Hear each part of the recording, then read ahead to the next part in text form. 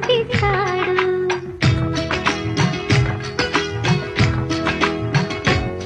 తన ఇంటికి కళ తెచ్చే మహాలక్ష్మిగా పూజిస్తాడు. తన కంటికి వెలుగిచ్చే మణి దీపం నీవంటాడు. ఈ పుత్తడి